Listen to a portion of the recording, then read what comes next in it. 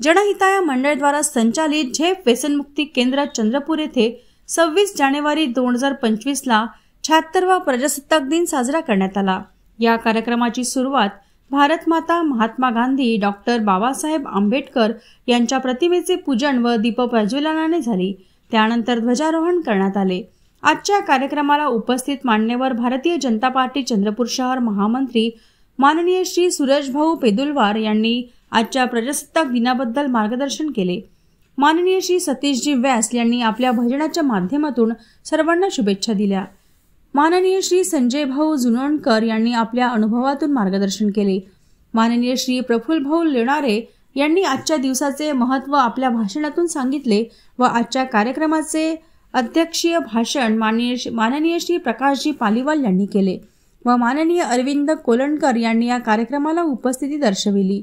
या कार्यक्रमाला झेप व झेप नई दिशाचे सर्व कार्यकर्ते, आंतर रुग्ण मित्र व बाह्य रुग्ण मित्र उपस्थित होते।